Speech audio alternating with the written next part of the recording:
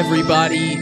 Welcome into the Crease with the Triple Threat Show. We are here to break down all of the biggest news from around hockey here just about monthly. Joined today by my friend, co-host, hockey expert, Shane Brisland. We're going to break down the 2025-2026 NHL season. You know what? That season right around the corner. It is about time for the sports quintuplet. You have baseball playoffs. The NFL basketball is about to start, and the NHL is about to kick off. It is prime time sports season. Lots to love, lots to watch. Never enough in your brain when it comes to sports. But we're here to break down everything hockey, everything you possibly need to know. We're going to do this division by division, Shane. We're going to start off with the first division when it comes up on the internet, because we are not going to mix it up a little bit. We're going to start off in the East, because the East is better than the West, just objectively.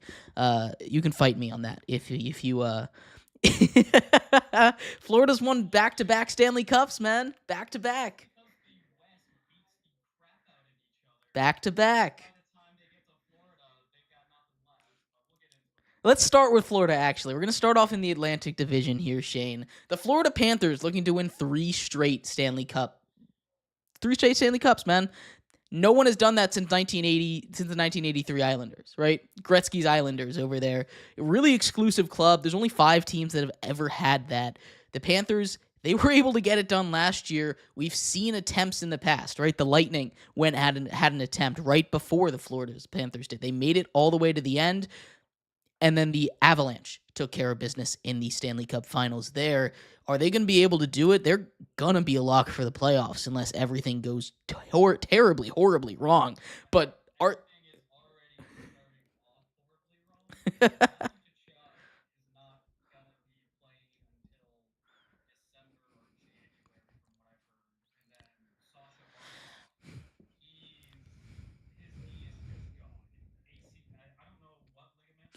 all the CLs.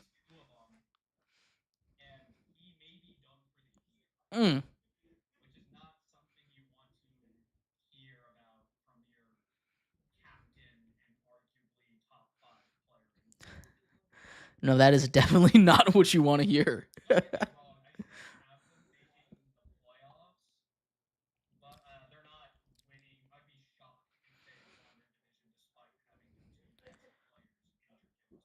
Well, let's take a look at this division, because we were talking just a little bit ago, pre-show here. The division is really good, and Shane, nothing you said went on the live, by the way. I forgot to unmute you, so you're back now. But nobody heard what you just said. So everything he said was wrong, by the way. Ignore everything that he just said. Fair enough. Basically, a little rundown from what Shane said. Injuries are going to be brutal for this Panthers team. Tkachuk going to miss some time. Barkov going to miss some time. Potentially the whole season. Could he be back for the playoffs? Maybe a little LTIR action, kind of little cap manipulation kind of situation. But that's what happens when you play in 2 straight Stanley Cups, right? You play a lot of hockey. This is still a really good Panthers team. But this Atlantic Division is super top heavy, right? You have the Panthers, you've got the Leafs, and you've got the Lightning. Those are the teams that are going to sit at the top, and unless something crazy happens, I don't really see the other 5 teams in this division really challenging those 3, at least for the auto bid spots in the Atlantic Division. Yeah, so I assume you have Leafs, Tampa, Florida, somewhere in that order. Yeah, somewhere in that order. I've got Florida still at number 1, just because I know they're dealing with injuries, but, like, come on. It's the Panthers. They'll figure it out. Because they were 3rd in their division last year, and that was, with Barkov. So here's the thing I'll say, Shane. I am not a big fan of this Leafs team. They lose Mitch Marner, and I don't think there's enough reaction to that. They're not going to have a lot of offense outside of Austin Matthews, who may be the best offensive engine in the league besides Connor McDavid, right? So they're still going to have their offense, but the depth has always been the problem for the Leafs, right? You have a goaltender in Stolarz now. They just signed him to a big extension, but you need the depth, and that's going to be an issue in the playoffs especially. But I really think they're going to struggle without Marner. He was that second option for them. You lose your second option, you're in big trouble, especially for a team that has not a lot of center depth behind Matthews. Marner's a winger. Winger? I thought he by played the center. way. Whatever. No, he's a winger, by the way. But they'll be fine. Like the Leafs don't care about if they win their division. It's pretty much cup or bust at this point. And I like the makeup of. I know they lost a huge piece with Marner. It sucks to lose a 90-point guy year after year, but I think it could be one of those situations where I think the common comparison thrown around is the Capitals, where maybe you do need to lose a few pieces so you can have guys who play playoff hockey and learn to win the right way. But this is But not. they're still fine. This They is not a have Maple Leafs team that lacks playoff experience, right? They make it there every year. They've won a couple rounds in recent years, right? They broke the first round curse.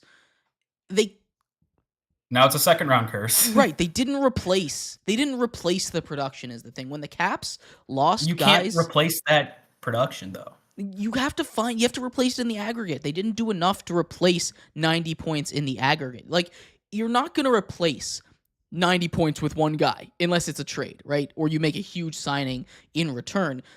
That's just not going to happen. That's unrealistic. But you needed to go out and add some more offense, and they just didn't really do that this offseason. I'm really concerned with how the Leafs are going to be able to win games this year especially if Austin Matthews misses any time. I think they're going to be in big trouble.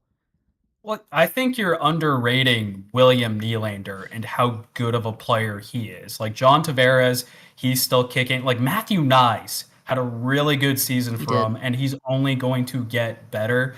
And then their defensive core, I really like what they did with their defensive core. They have a lot of really strong defensive defensemen.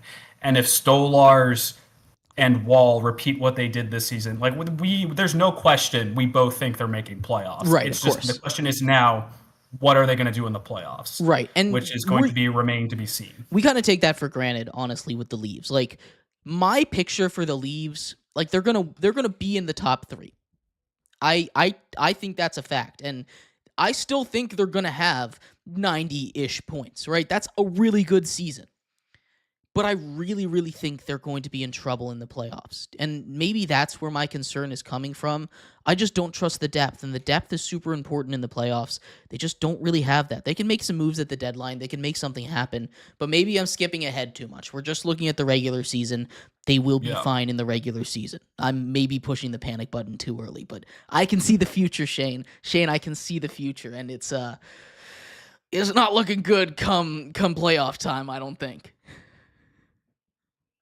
Yeah, I am still as delusional as ever. Like every year, I think they're gonna do it, and then it's the same result. So, know what they say about insanity. That's what they say. You know, but you know, another team that gets swept under the rug is Tampa. Like, it seems like forever ago now that Tampa has won back-to-back cups, but you know, they're still. Florida, the state of hockey, they're still living up to the reputation. Nikita Kucherov, it is a shame he hasn't won an MVP in this past few years because he is one of the best players in the league, one of the most productive wingers of all time now. And, they rebolstered the depth. They brought back some pieces of their old core, and they look as primed as ever. Breakout player, Brandon Hagel, phenomenal season from him. Chicago wishes they got more from that trade. And they're just going to compete for a playoff spot and just try to their best to get out of that ugly Atlantic division. Because you're going to have to go through the Leafs, and you're probably going to have to go through Florida. Yeah, you're going to have to go through at least one of those. Not a fun first few matchups. Definitely not. Like I said, I think the Atlantic top 3 is pretty set. The Panthers, the Leafs, and the Lightning. That's not to say that other teams don't have a chance, right? You have the Sabres who, they're so tantalizingly close every year, right? You finally have a goaltender potentially. You have Tage Thompson. Ooh, we love Tage Thompson. Rasmus Dahlin. Like, there are guys there on this Sabres team, but this might be a cursed squad. The Senators had a really good year last year. Are they going to be able to keep that up? They kind of faded away down the stretch of the season. I don't know how real that really was for them. The Red Wings have made a couple claims to be close. The Bruins are always a threat. I know they had a really bad year last year, but it's the Boston Bruins, right? They can find a way to turn it around. They just seem to do it a lot of the times. Like, we counted them out a couple years ago, Shane, right? And then they were the best team in hockey, right? This is not something that I'm ready to say the Bruins are done. Now, do I think they're going to win win their division? Do I think they're going to make the playoffs? No. But I'm not counting them out in any way, shape, or form because it's the Boston Bruins, right? This is a team. Jeremy. Yeah. I am counting them out. Wow. All right. I think I have them last in their division. You're going to look silly. Here's the thing, Jeremy, they don't have Marchand anymore. I know. They don't have Bergeron. The old core is dead. Okay. They are dead. They sold everything last season. They need to die and rise up from the ashes. Okay? I've got them 7. They need to tank. I'm not too far behind you. I got them 7. Yeah. But, like, I can never really count them out. Look, even the Canadians, It's David Pastrnak. And that's it. The Canadians made the playoffs last year. I didn't even mention them until the after Canadians have young talent, and they're up and coming. Right. The Boston Bruins are David Pastrnak, and they haven't been able to draft for shit. Mm-hmm. There's a lot of guys. There's a lot of teams here that could make a push. I'm looking at the Senators. I'm looking at the Canadians. It really is the two teams that could, if anything crazy was going to happen, be that team to upset one of the big 3 in the Atlantic Division. If I'm going to pick any of them, it's going to be Ottawa. Mm-hmm. Like, they've built up a very impressive defensive core over these past few years. Sanderson, a young American defenseman, he could make an argument for making the Olympic roster behind the stacked blue line Team USA already has. And he's shown that he is legit top pairing defenseman and can compete for best defenseman in the league soon. And then that's not even mentioning you have Thomas Chabot right behind him on the second pair. That is a great 1-2 punch on the back end. Plus, they got their goalie. That's been an issue for them for the past 5 years trying to compete. Linus Ullmark, when healthy, that's all they needed to get to that playoff push. A lot of teams, they just need a goalie. That's all you need at the time, and they got it, and they got to the playoffs. Granted, their forward core is still young. Brady Tkachuk is an absolute gamer. He's like the quintessential. He hits everything that moves, he fights, and he scores. He's everything you want in a captain. And they're young, and they have the taste of the playoffs, and now they're going to take a whole bite. Do I think they supplant the top 3? No. But I think they'll be back and ready for more. Yeah, no, this is a team. Again, the Canadians made the playoffs last year. Senators made the playoffs last year. Both of these teams are young, and both of these teams have a lot of pieces that I really like.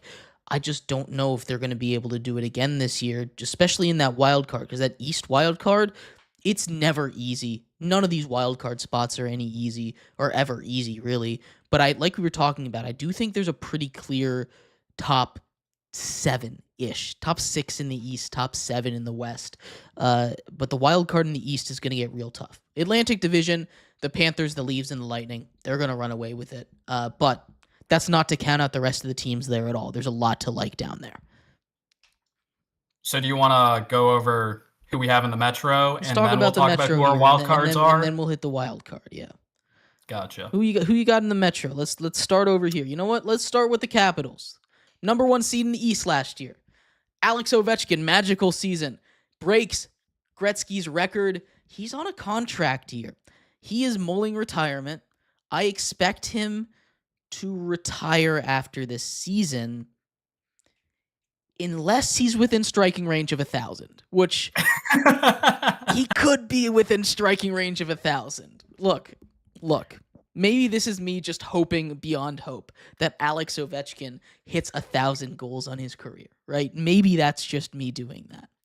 But I think that's a milestone worth playing another year for, don't you? It's Ovechkin. He can do whatever the hell he wants.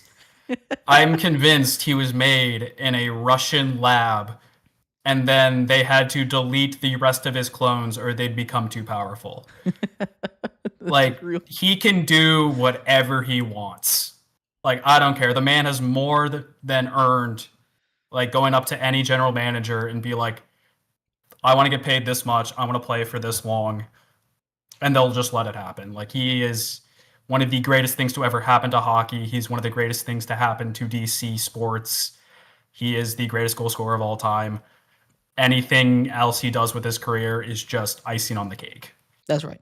So here's the real question for the Capitals, right? Are they going to be able to repeat what they did last year? Because last year, that's not how good this Capitals team is. I'm sorry. This Capitals team is not as good as they played last season. Everything just went perfect for them, right? You had a really good goaltender just kind of pop up out of nowhere. Like, Logan Thompson had his run, but he was not that good, like consistently that good. They have him down. They have Lindgren Small down. sample size. Huh? Small sample size. Small sample size, yes. But still, that's what I'm saying. It's a small sample size for this Capitals team, right? You have a lot of young players coming in, right? You have a lot of young players that are really looking to step up. Protas had a huge year last year. Lapierre had a huge year last year, right? There's a lot Connor of McMichael was more of the bigger one. Exactly. Lapierre didn't really do that much. I was thinking of McMichael. My wires got crossed there. Yeah. But you have a lot of guys that are coming up. Lapierre's coming up. You have another Protas coming up in the system. Like there's a lot of young guys coming up for this Capitals team. You have Ryan Leonard still. Like he made a really nice impact with his speed, especially when he was on the ice. He didn't really turn that into goals, but he had plenty of opportunities, and I expect him to have a pretty good year this year. The Capitals are dangerous. They are, but I don't think they're going to be, President's Trophy level good like they were last year. I think they take a step back. I still think they're top 3 in their division. Definitely a playoff team, but I think it's not going to be the same as it was last year. I think a lot of it was fueled by we have to get Ovi this goals record, and we kind of saw it tail off once he got that goals record into the playoffs as well. So I have no worries about the Capitals. One of the cliches that play into sports, but it's a cliche for a reason, is the culture. They have built such a good culture over there. Like, the vibes behind these locker rooms is like some of those videos you see of them in the tunnel pregame is like a fever dream. Like, they have such a tight bond. They play hard for each other, and they're just going to maintain that momentum and find a way to make playoffs. Yeah. I can't think of a locker room that's tighter than those guys. That may just be my bias as a DC fan, but I have no worries about them like not being in the top 3 spots in the Metro. Right. I expect them to be in the top 3 there, but the rest of it, I mean, the Hurricanes also pretty much a lock to be in the top 3. They're just a juggernaut every single year. This is a really So I've thought about this. They're the new San Jose Sharks. Yes, they don't have a goaltender. That's the big issue. They don't have a goaltender they can rely on in the playoffs. Consistently good, just can't get over the hump. Right. This is a Hurricanes team that I like a lot, especially in the regular season. But come playoff time, they just don't have the star power. They don't got it. They don't have the juice. Freddie Anderson at goalie, not the guy you need, right? You need a lockdown guy. And I kind of harp on goaltender because, they have a really good defense. They have guys that can shoot the heck out of the puck there, right? They have the guys that can do it. They just don't have it. Again, I'm going too far. I'm predicting the future again. They're going to make the playoffs. They're going to be top 3 in this division, but that leaves one more spot, I think. And I think this spot might be the most interesting spot in the Eastern Conference at a minimum. There are a lot of teams that could contend for this 3rd spot. You have the New York teams, the Rangers, the Islanders, and I'm counting the Devils in the New York teams, right? That's the New York 3, okay? That could be sacrilege for some people. Yeah, a little bit sacrilegious, but they all start with new, so it's right there. Look, the Devils, they obviously just go out and they give Luke Hughes a huge extension, defenseman. If the Devils can stay healthy... Jack Hughes needs to stay healthy. If the Devils can stay healthy... They could be so good. The Devils cannot. Jack Hughes needs to be wrapped in bubble wrap. Mm-hmm. They all need to be. And they just need to God, look, this is a Devils team that for the last 3 years has just failed to stay healthy, and they've really suffered because of it. Again, they're a cup contending team, I think, if they can stay healthy, but I can't count on it. The Rangers had a down year last year, but you still have Shesterkin, and when you have Shesterkin, you've got a chance, right? That's just simply how it goes. When you got a goalie, you got a chance. But there's some other guys that can throw their hats in the ring, right? The Islanders always seem to play it close near the end. The Penguins have Sidney Crosby, and I don't think they're there. That's it. They've got Sidney Crosby, so if you've got Sidney Crosby, I guess you've got a chance.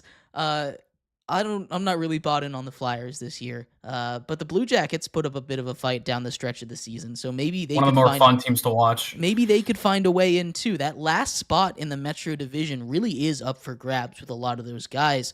We're in agreement with the Caps and the Hurricanes that are going to be in that top 3, but who's that team that's going to join them over there, Shane? I have no doubt it's the Devils. These past few seasons, they have consistently been one of the top 3 teams. Their goaltending is solid. It's not great. Like, it's not elite, but it's solid with Markstrom and Jake Allen. Yeah, sorry. I always get my Allens mixed up. I just got to make sure I get the right J first name. I don't want to confuse them with the Buffalo quarterback. But yeah, Jake Allen, solid 1B option behind Markstrom. Their blue line is still one of the best. They have a lot of prospects and players where they can make moves. Jack Hughes, he's a phenomenal player. He's just not healthy. If he can stay healthy, they are a threat. Nico Hischier, really good number 2 center. Jesper Bratt, one of the most underrated players in the league, can set up about anybody. Timo Meier, solid goal scorer. I like this team. They are easily the number 3 for me. I'm in the same page as you. I have the Devils at number 3.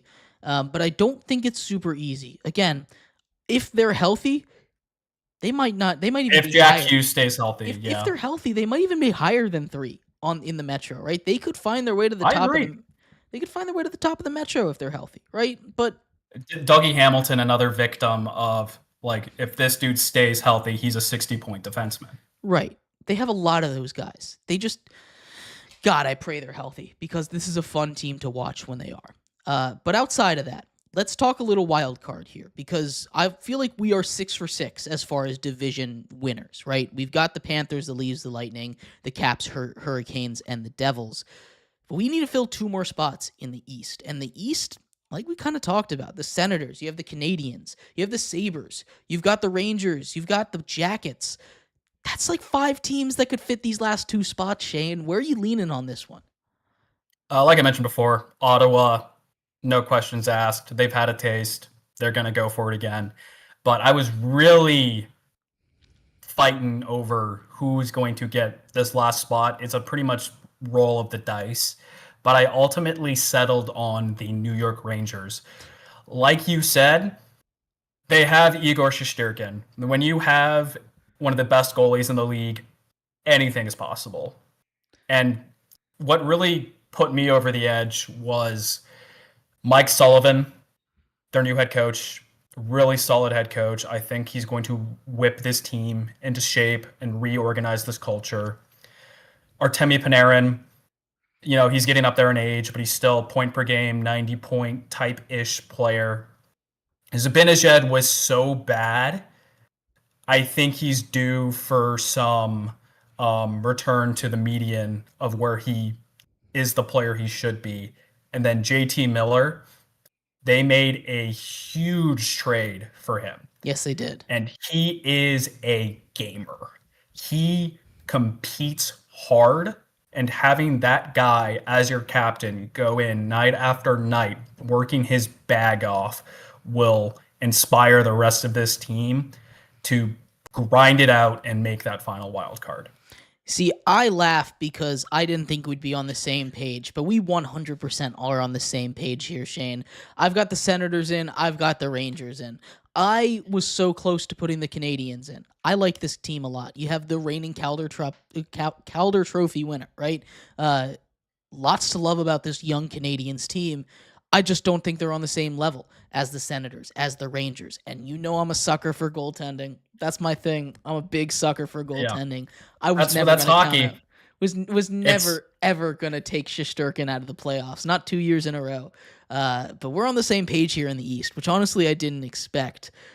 Maybe I thought you would go for the Buffalo Sabres again. I know that's your favorite. No, I've given up on them. Like them in Vancouver, I've given up all faith in thinking those teams will ever be playoff relevant. They do me wrong every single time. I've given up. Every single time. I'm like, this is their year, and then it's like the Leafs, but at least the Leafs make the playoffs. Anyway, I think we both have the same mindset. If you got a goalie, it's hard to overcome getting goalied. It's impossible, actually. And Shesterkin can goalie a lot of teams. He absolutely can. Look, and Sam Montembeault for the Canadiens, I do not buy him being a number one goalie. Nope. And if you look deeper into their analytics, they weren't a good 5-on-5 team. Like, they gave up more chances than they made. They were really good at finishing. But I just don't think it's sustainable for them to make the playoffs again if they can't replicate the same luck they had on defense and stopping those goals. Yeah. No, like I said, I love this Canadiens team. I like a lot of these teams in the East. But you're not going to catch up to Shesterkin and the Rangers, I don't think. And I just love the offensive core that the Senators have. I really like that first line a lot. But outside of that, let's move to the West. We'll do our playoff predictions here in a second once we get through the Western Conference. Let's start with the Central. Your Minnesota Wild in the news here, Shane. Kirill Kaprizov, after, wow, what a crazy offseason with him. They finally get it done. The highest paid player in the history of the NHL, Kirill Kaprizov. We asked the question in our thumbnail, is he overpaid? Is he, Shane? No. To put it bluntly, he's worth every single penny. Yep. Like, it's a catch-22 situation. Like, what? You're just going to let the best player in franchise history walk? And, like, if you try to trade, there's no way you're going to get enough assets that will replace a Kirill Kaprizov.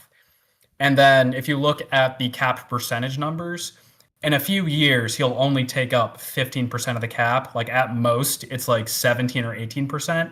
But when Sidney Crosby signed his big deal in 2009, whenever it was like $8.7 million for like 11 years, he took up 15% of the cap. So I think with the cap going up, this is just the new market rate for franchise players.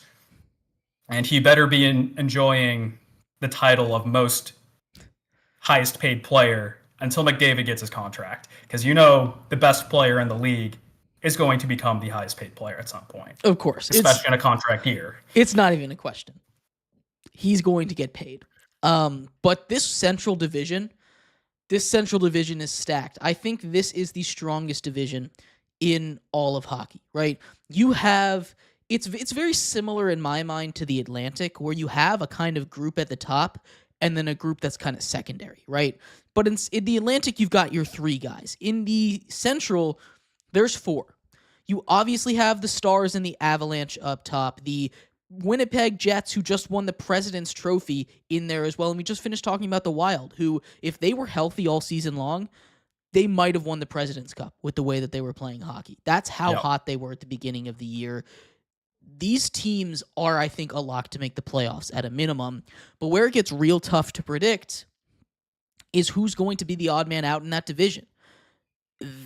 Honestly, I got no clue. If without me looking at the street sheet, like if you said the Wild, the Jets, the Avs, or the Stars were not going to be top three in their division, and I just didn't think about the divisions, I would say they're insane, because those teams should all be a lock to be top three in their division, but there has to be one man out. Shane, which one are you leaning towards as far as the team that should still make the wild card, but it's not going to be in the top three?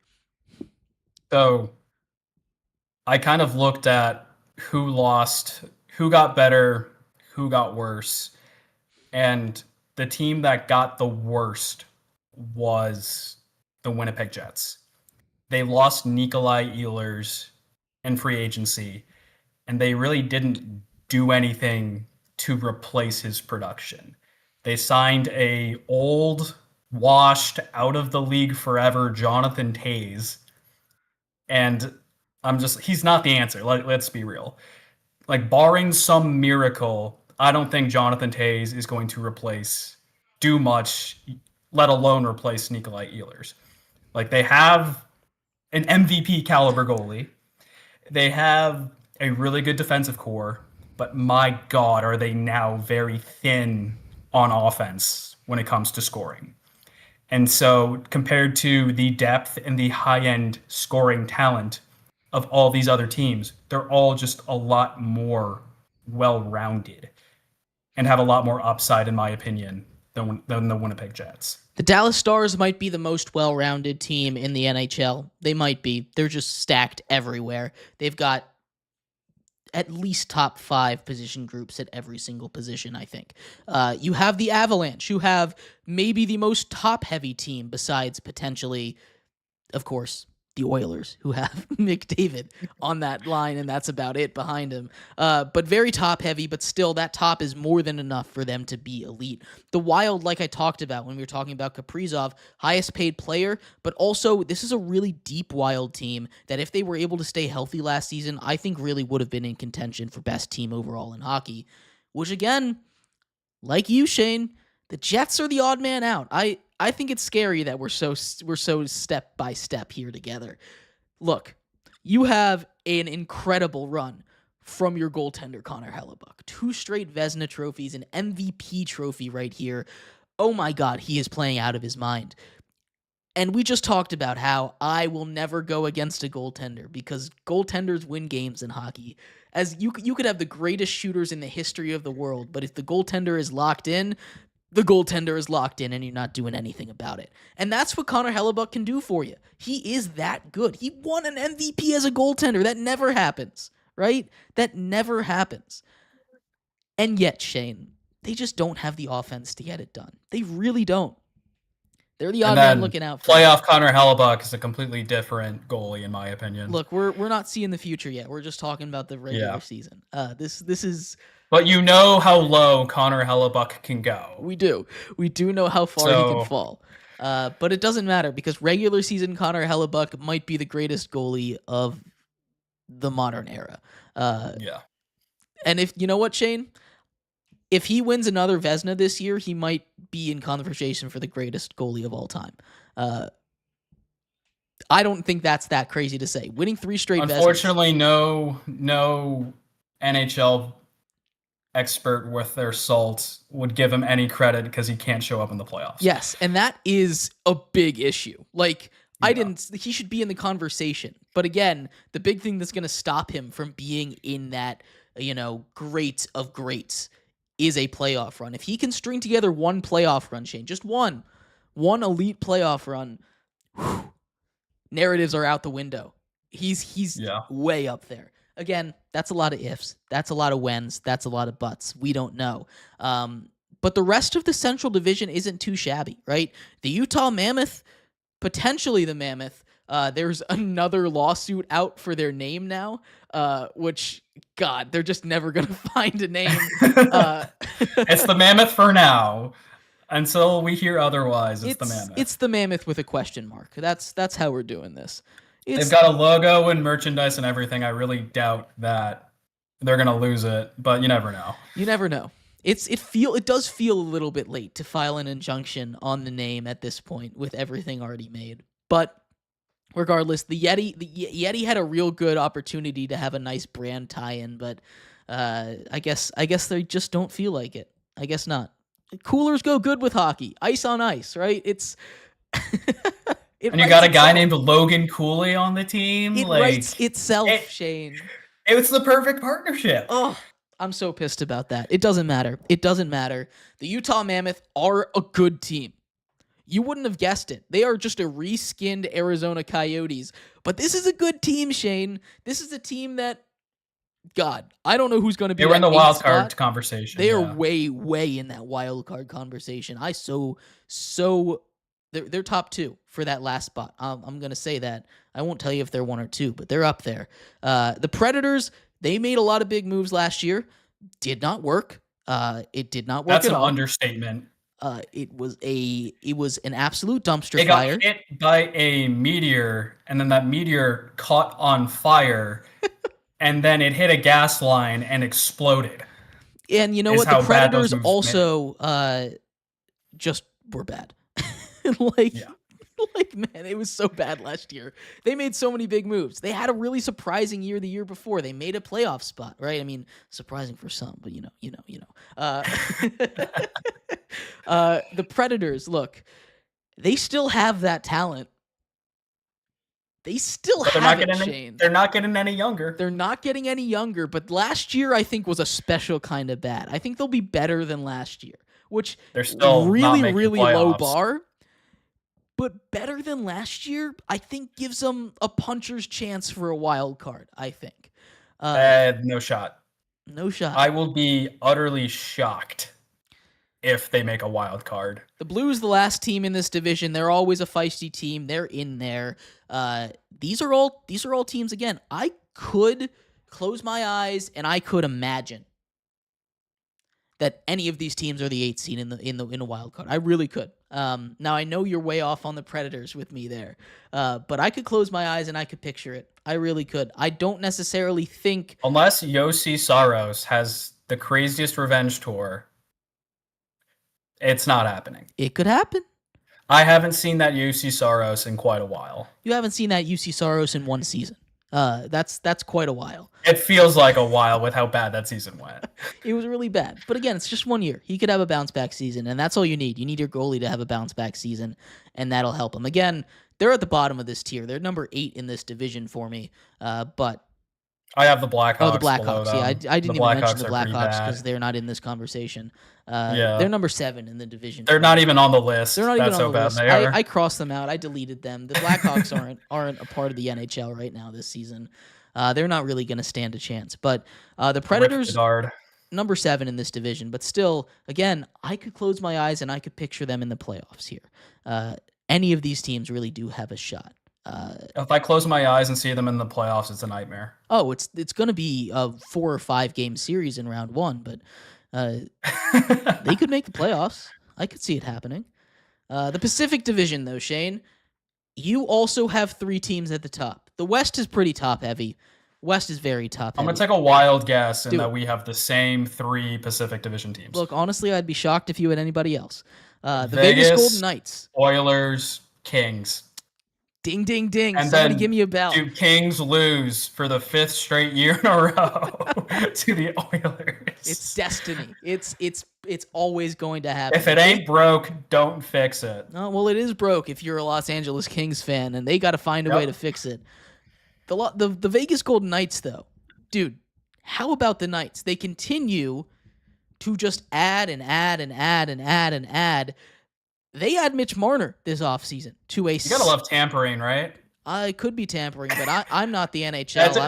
It's a joke. It's a joke. For legal reasons, for legal reasons. Is a joke. For legal reasons. We're not accusing you, Vegas, of anything. Please don't put in the crease on LTIR. We would not appreciate it.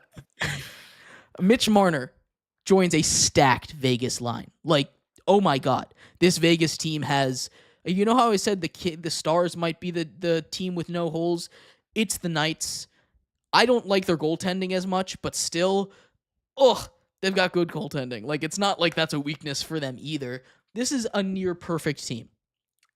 It's, oh no, their goaltending is mid at worst. Right. Like, you look at rosters on paper, it's the Stars and the Knights, and then it's everybody else. Like, 1, 2, everybody else. Way, way, way below them. Like, this is... I don't understand. What did they do in that They can't keep getting away with this. They really can't. Look, I'm not a person that's mad at the Golden Knights for having success. I think it's super impressive for a team to never be bad in the history of their entire franchise. It's super impressive. But the other shoe's got to drop at some point, and I'm just waiting on it. It's not going to happen this year, I can promise you that. They are firmly in that cup contender tier, and I think they're going to win this division yet again. They just continue to add Mitch Marner. God, they're so good, Shane. Shane, they're so good. Yeah, adding a 90 to 100 point player to an already really good roster. It's just not fair. They're the most spoiled fan base. The Sin City must have done the obvious and sold their souls to the Devils for a really good hockey team. They said when hell freezes over, they took it literally and put an ice sheet in the desert. And it's not all sunshines and rainbows. They lost Alex Pietrangelo. I think his career is done. Arguably a Hall of Famer, in my opinion. Hall of Famer. If Shea Weber got in, I think you have to say Pietrangelo gets in. And that's a huge loss on their back end. But here's the thing. Vegas is so stacked. They have Shea Theodore. They have Braden McNabb. They have Noah Hannafin. Your defense is still good. It's just not fair. Like, even losing one of the best defensemen in the league, their roster still looks good on paper. It's just not fair. It's not fair, Shane. Somebody has to stop them. But it won't be me, and it won't be anybody in the Pacific Division, because the two teams that could stop them, Shane, they're really tied at the hip. The Edmonton Oilers and the Los Angeles Kings. I want to start with the Oilers because the big story surrounding them, 0-2 in the last 2 years against the Panthers in the Stanley Cup Finals. Brutal. Connor McDavid, though, free agency is looming, and it is looming large. He's not going to hit the open market, is he, Shane? I cannot imagine the Oilers flubbing something that awfully. I just can't. I can't even picture it. Their general manager is the same guy who traded Artemi Panarin for Brandon Saad. So that is different, and you know that's different. Any schmo that walked onto a hockey rink says, "Oh, who's that guy 97 in white? He's pretty good, isn't he? I want him on my team." Anybody can see that. They don't need to know hockey. I have all the hate in the world for Stan Bowman. I want to see McDavid win a cup, but I don't want to see Bowman win another BS cup because he lucked his way into a dynasty with Chicago. Amen. And he proceeded to tear down the Chicago dynasty by sheer incompetence. And he's already doing that by not re-signing Holloway and Broberg when they got offer sheeted. Their roster looks thin. Like, always. Outside of McDavid and Draisaitl, like, their defensive core is okay, but it has its flaws. And they still haven't addressed their goaltending issue. Sign a goaltender. Oh my God. Sign a goaltender. Trade for one. I don't John care Gibson what was it available takes. for the longest time. You could have made it work. You have, arguably, I'm not going to go there. You have the second greatest hockey player of all time. You have the second greatest hockey player of all time in Connor McDavid on your roster, okay? Get him a goaltender. They could have won 2 cups, maybe even 3, if they had a goaltender. It is that simple. You cannot continue to put out these awful goaltender pairs, especially come playoff time, that cannot hold a candle to these really good teams. Look, Connor McDavid and Liam Draisaitl can keep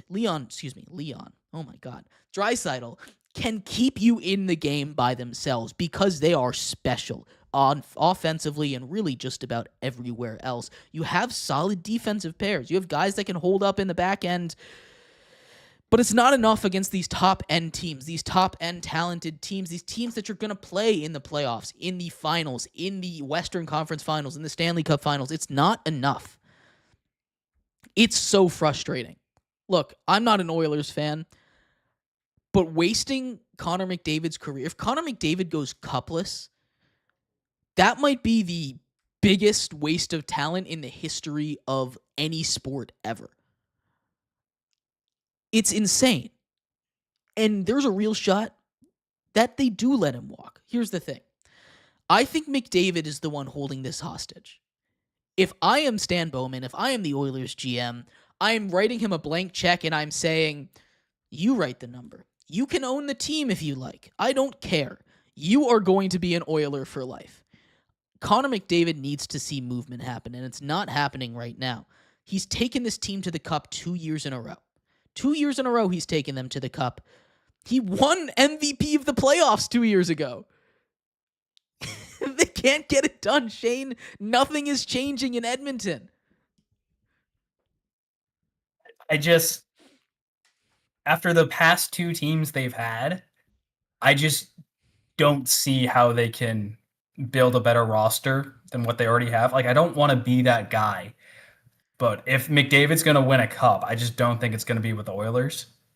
But like, let's stick to the regular season. We know it's cup or bust for this team. We know what they're capable of. I just don't see them clawing their way out of the West. It's just too good, and their depth just isn't good enough. I don't know. I've doubted this team. They'll still beat the Kings. They'll still beat the Kings. They'll still beat the Kings, who, by the way, the Kings are going to be top 3 in this division. I think we've already said that, but that they'll be top 3, number 3. That's where they'll be. Yeah. I like the Kings squad. I like them. They got one last run with franchise legends over there. So, maybe they pull something out, but oh God, the Oilers make me angry. You can't waste talent. Maybe that would be McDavid's sign to leave the Oilers is when they lose to the Kings in the first round. He's like, yep, that's it. I'm gone. I think if they don't win a cup this year, there's a real chance he doesn't sign. Especially if they continue to play like this. Like, if they continue to make moves like this, such little moves. Like I said, it doesn't take a lot to get a goaltender. You brought up John Gibson. I've been urging teams to trade for John Gibson for how many years, Shane? 3, 4 years at this point? Forever. I've been telling them, trade for this guy. Get a real goaltender. You had other goaltenders move. Markstrom moved last year to the Devils, right? Gibson got moved this offseason. You had opportunities. You could have gotten guys. Instead, you just sit on your hands and you waste this insane, once-in-a-lifetime, once-in-a-generational talent. It's ridiculous. I can't believe it. It pisses me off. But there's more to talk about in the West here, Shane, because we might have gone through our 6 division teams, and I'm really scared that we're 14 for 14 right now as far as, you know what, I'll even throw in the Jets there. We're 15 for 15. There's only one spot left. We have to disagree somewhere, and this one, I'm not going to lie to you, the hardest spot. This is the one that I almost just said, screw it, I'm just going to pick on this spot. Now, of course, I didn't do that. I'm a responsible show host, but I almost did that because I had a real tough time making this decision. Talk to me through your process. What are the teams that you've got contending for this last spot, and how'd you eliminate them? So, I pretty much dismissed the Pacific Division. I'm going to go down team by team and just list why I just don't trust Vancouver. Vancouver imploded. You traded away one of your best players in JT Miller, and you lose a guy like him. I know it's addition by subtraction because it wasn't a culture fit, wasn't a great locker room fit. But man, that second line center hole is really deep. And, Quinn Hughes is really good. Thatcher Demko is a phenomenal goalie. He just can't stay healthy. And I don't know if I can count on Elias Pettersson bouncing back. So I can't trust Vancouver. And year after year, I've loved that roster on paper. They could just never get it together, and I just don't see what makes this year any different. So Vancouver, don't trust them. You're gone. Calgary Flames, they almost made it last year. They were so close. I believe it was last game of the season. They lost that final spot. And Dustin Wolf, incredible goalie. And, we love our goalies here. If you got goalies, you have a chance. But I'm expecting a little bit of a sophomore slump. Now teams know what to look out for. Nazem Kadri was their leading scorer. He only had 60-something points. You're not making the playoffs if your leading scorer is only going to have 60 points.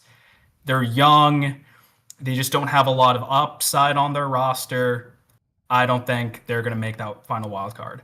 The Ducks, Sharks, still rebuilding, still young. A bunch of players would have to take really huge steps for them to make it, but they're just kind of too young, not there yet. And then Seattle's the epitome of mid. They have a very underwhelming roster. I don't see them doing anything. and then we go back to the most stacked division in the NHL. And I am going to pick the Utah Mammoth as my final team. And if you look at the numbers, if you look at Corsi, which is pretty much just 5-on-5, like shots for versus the shots against, they were top 10 in outchancing their opponents. And expected goals for, expected goals against, they were top 5 in expected goal differential, or top 10. They were around like the 6th spot, I want to say, but they were surprisingly high. They were up there with playoff teams. They just had horrible luck finishing, and they had abysmal goaltending. And then know what they did? They addressed those issues. They got JJ Peterka, who had 60 points last season. He's going to help you finish, even though he's not finished. He's Czech. They got Brandon Tanev, who they had a middling penalty kill, and he was one of the best defensive forwards. He improves their penalty kill that was like mediocre. They already had a top 10 power play. And then you add JJ Peterka to that, and you got Nate Schmidt, cup-winning defenseman, really good locker room guy, improving the culture up there in Utah. And then they only need average goaltending to get into the playoffs, right? And they got the most average goaltender I could think of in Vitek Vanacek. He's not going to win you a game, but my God, he will give you a 900 save percentage, and you can make no excuses. Shout out Vitek. Shout out Vitek. We love Vitek here. Greatest Seattle Kraken of all time. Undefeated in Seattle. Undefeated in Seattle is Vitek Vanacek. We do love Vitek Vanacek. Here's what we got though. You got the Utah Mammoth, and I love that pick. I'm gonna walk through mine. I'm gonna say I had 4 teams on my list that I thought could get this final spot. I had the Utah Mammoth. I have the St. Louis Blues. I have the Anaheim Ducks, and I have the Vancouver Canucks, right? Let's start with the Ducks. They're not going to make it. I think this is a Ducks team that really is primed to break out. This is a team that has a lot of really young talent. I like Dostal at the goal spot. I really do. I know they moved off of John Gibson, but it was kind of time they needed to move away from each other, I think, just for the both of them. I like this Ducks team a lot. I'm a big fan of them. There's a real shot. They're number 4 in my power rankings for the 8th seed in the West. So what a list to be a part of. That's an ESPN list if you ever heard one. Look, I'm professional. Okay, number 4 in my power rankings for the 8th seed in the West. Number 3 in my power rankings is going to be the St. Louis Blues. This is a Blues team that's always right there. They're always right there. They made their way into the playoffs last year. Gave a good fight, right? Shout out. They were like 30 seconds away. I think it was like a second away. It was like less than 5 seconds. It was crazy. The Jets from going on to the second round. Jets should have lost that series. But you know what? The Blues found their way in, and they're going to stay feisty. They're going to be in this discussion the whole time. At the end of the day, when I compare them to a lot of these other teams, I just think they're the most boring one.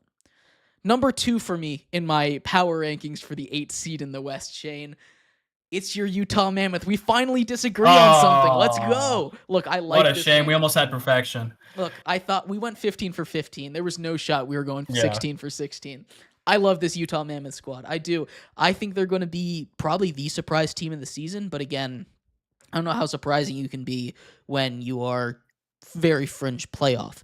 But I don't think they're quite going to find their way in, which leaves my number 1 team, my number 8 seed in the West. It's the Vancouver Canucks, Shane. I'm in on the train. I'm bought in this year. Look, I'm here. Look, you have Demko. He's going to be healthy this year, probably, hopefully, maybe. Look, I'm going off of the fact that he's going to be healthy. If he's healthy, we've seen a healthy Demko. We've seen what a healthy Demko can do for this team. They took him to the playoffs. They were a pretty high seed in the playoffs that year. I'm big on the Canucks, man. I know they move off of JT Miller. I know they lose a lot of talent, but that locker room is going to be better. And I think, like you said with the Caps, one of the things that hurts teams the most is having a bad culture. You need to have a good culture, and a good culture is going to be formed with this team. Thatcher Demko's going to be healthy. I'm speaking it into the universe. I'm telling the universe that it's going to be true so it becomes true. And the Vancouver Canucks are taking that final spot in the West for the playoffs. Quinn Hughes could probably put up like 100-point season and drag that team into a wild card. He really could, though. He really could. Honestly, I have it like mapped out. Like the way it's going to happen is McDavid's going to be the most paid player, and then Quinn Hughes is going to be the most paid player, and then Cale Makar is going to be the most paid player. You know what happens? It's like the NFL quarterback. That's thing. how it goes. You always have to. They're just going to walk each other until you hit the limit. Yeah. NFL quarterbacks have hit the limit, but you're going to keep going up until you hit the limit with the salary cap growing as big as it is right now. So. Yep, and the NHL is just getting started. Yep. Kirill is just the first domino to fall, and there's a bunch of other people who are about to take his place. But look, Shane, we've had a lot of excitement talking about who's going to make the playoffs, but none of this really matters because at the end of the day, only one team is going to be raising the cup. Only one team out of each conference is going to be fighting for that cup, and only one team is going to be crowned champion at the end of the year. Let's start in the East. Tell me who's coming out. Tell me who your real threats are, and tell me how it's going to go. So, I was worried about Florida. I just think those injuries to your 2-star players, it's going to be a lot to overcome. They've played a lot of hockey these past 3 years. I think it's their time to have another team that's more well-rested take their place. I don't have Florida coming back into the fold. And I know this is going to be a very delusional take, but I am on board the Leafs bandwagon again. Woo! I don't know why. I just feel like they have a good matchup for the teams going through the Atlantic, and I think they are better than the Metro teams when no one gives their goalie a concussion.